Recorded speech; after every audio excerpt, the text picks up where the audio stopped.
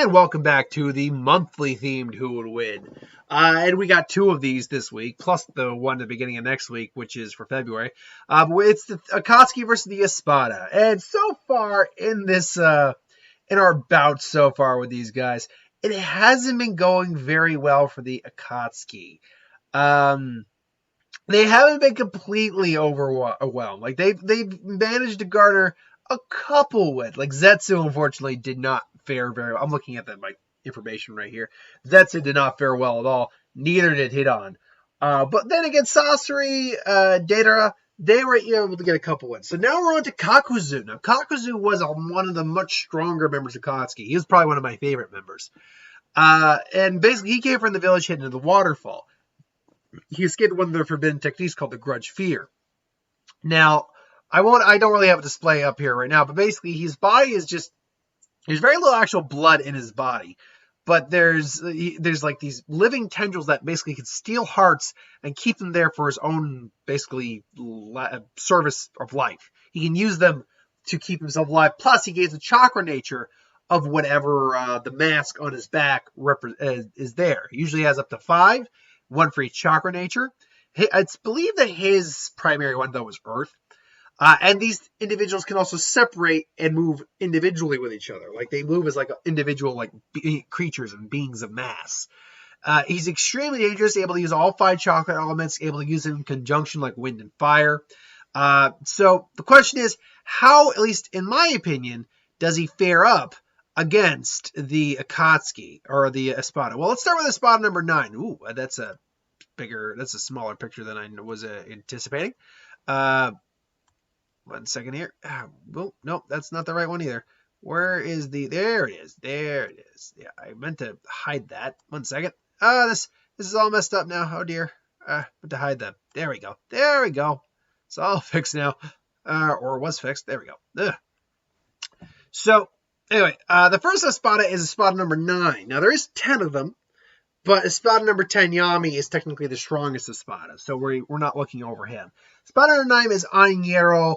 I can't remember his first name, but he basically steals the ability of hollows, has a bunch of different, is eating hollows, and has a bunch of abilities, including things like Sero. He has the water-based Zanpakuto, Neji Bana from Kai and Shiba. But honestly, I'm putting this guy up against Kakuzu, assuming that they're even on a playing field to be able to see each other. Kakuzu actually, I felt, really overwhelms Espada number 9. The reason for that is he's able to, one of his techniques is able to harden his skin. So anything we've seen on Yardis out isn't really going to do a large amount of damage. This giant blob you see here is his full capabilities released. And even if he does have something that can hurt Kakuzu, Kakuzu can attack him on multiple fronts simultaneously, including using wind and fire, which create a much higher degree of flame and heat. So then factoring in the lightning, factoring in water, factoring that he could steal, in theory, his heart, but quite frankly, hollows don't have hearts as far as we know. That's why the halls are there. Same with the Ronkars. I think Anya actually would pretty easily fall to Kakuzu. So in that regard, Kakuzu definitely takes a win. I also think he's also pretty good against Espada number 8. Now, Espada number 8 is a bit trickier to deal with, Sayalaparo. Because once he's in release state, yes, he can use Seros. But he's also got many techniques, including making multiple copies of his opponent if he so chooses. What else did he? I'm trying to think of something besides the main one. Yeah, he can possess things that eat him, but whatever. But the big one is he can basically capture you, make a voodoo doll of you, and then they'll pop open the doll, and they all have these organs they can crush, and physically destroys those organs. The thing is that he might try to go for the heart, and if he does, I'm certain he probably would at some point, he would fall into Kakuzu. Now, whatever heart gets taken out might be a problem, but at that point, Kakuzu just unloads everything he has onto the guy and ultimately wins, because just taking one heart out is not going to be enough. You have to take out all 5. So in that regard, I think he wins against Espada number 8. Against Espada number 7, and this one's an interesting one because in his base form. I think he actually stands a better chance against Kakuzu than in the release form, because he's supposedly the fastest Espada, able to make multiple after images of himself at high speeds. But the iron skin of Kakuzu would definitely be able to aid him. It's whether or not Kakuzu, I think, could take on this form or not of him, his release form. And that's difficult because this guy's really stationary in this form, but his eyes, anything that he sees gets like stamped with like a mark, and he's able to control that with that eye. He has 52 of them, I believe, so he can control 52 different things at once. Kakuzu, if he gets hit in the head, would be controlled. If one of his arms gets hit, it's fine. But because he has his grudge fear, which could probably manipulate his limbs on his own accord, it gives him a kind of way around it. And even if that's not the case, being a ninja, he probably has flashbangs on him. Things like lightning release, fire release, wind release, water release, they can obscure vision as well. So I think he would ultimately be able to overpower Zomari, yeah, same as Zomari. Now, unfortunately, with Grimmjow, spot number 6, I do think this is the first defeat Kakuzu suffers, just because the sheer brutality and relentlessness of Grimmjow, his speed, his ferocity. So he has those freaking elbow bullets he fires out. He can literally destroy pillars. I don't think Kakuzu has an immediate defense against that. That's not to say Kakuzu couldn't put up a solid fight, but at the same time, it's something that I think Grimmjow ultimately, through sheer power, sheer power, speed, and determination, would just overwhelm Kakuzu in the end. The same can be said for Nnoitra. Now, Nnoitra has a different thing that he has going for him, apart from Grimmjow. First off, he can attack with 6 different arms, which is insane, with those giant apocytes. But his regeneration factor is another big thing, too. He has a serious amount of regeneration, which would allow him to recover from a lot of what Kakuzu could do to him.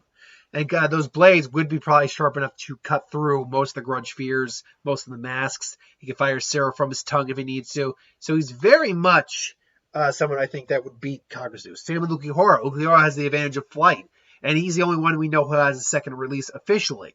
The Bleach Blade Souls does have second releases for them, but it's not canon stuff.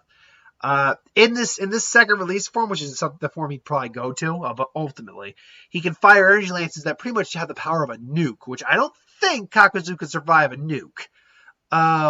He can also fly so fast that when it looks like he'll disappear from you, you're not registering it and just grab you in front of the head. Like, his energy feels like an ocean on top of the sky. Even if he doesn't go into this form, his release form, the energy lance he fires, he can just take your head off. The black Sarrow he fires, his speed, strength, and durability and regeneration are just leagues beyond Kakuzu, unfortunately. Now, despite the fact that Halibel is technically, in terms of ranking, stronger, I actually think Kakuzu beats Halibel. I actually do. The reason for that is this. By giving him water, he gives him access to water jutsu. Obviously, that is her main thing, and she's quite powerful. She fires Sarah's too, but water is the big thing.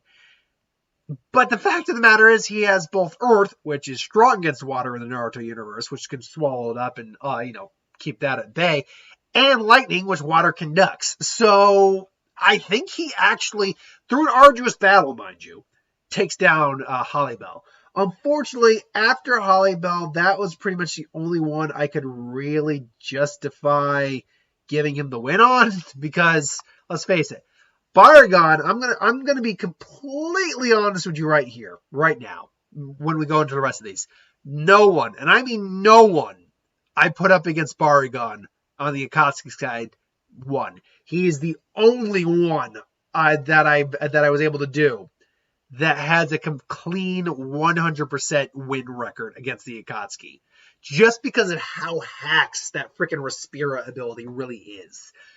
Seriously, you can't get near him physically unless you were to tell him how to move that fast. Which none of these characters had that level of speed to do it. You can't even be safe at a long distance. You can keep him at bay, sure. Kakuzu could use some wind to keep him at bay, maybe blow back in his face, and maybe he could get lucky. Lightning, possible because of the speed of lightning, but it's a tough call on that. And let's even say it does hit him. The guy survived a missile to the face. I don't think even a powerful blast of lightning is going to put him down. So I couldn't give Kakuzu a win against Baragon. Likewise, I couldn't give him a win against Stark. Stark being able to literally just spam Ceros all day, all night, just from those guns, would just put Kakuzu at a serious disadvantage. Not even including the wolves, which are basically fragmented parts of his soul that explode like bombs when they bite you, and that can't be physically damaged. So I couldn't give Kakuzu a win against Stark. And Yami is just sheer power at that point. His size, honestly, Kakuzu would just be pissing him off, which makes him stronger. And honestly, could just incinerate him with a Cero. Even if he substitutions out of there, he eventually would just hit him with either his tail, his arm, his foot, or a Cero. And that would be the end of Kakuzu. So Kakuzu has so far gotten the most wins out of the Akatsuki right now. Unfortunately, they're still at a pretty heavy loss ratio, but luckily for you guys who are still rooting for the Akatsuki, the next couple guys are going to be putting in a lot more wins. So we'll get to them when we get to them. But right now, that is my thoughts on who would win, Kakuzu or against the members of the Espada. So far, the Espada, at least in my opinion, are taking a pretty clear-cut advantage. But we'll see what happens next on this Friday. Friday's the next one I do of these. So, thanks for watching. I hope you enjoyed. Like, comment, share, subscribe. And I'll see you folks next time. I got a Who Would Win and a Lantern Corps video to do tomorrow. Until then, later, folks.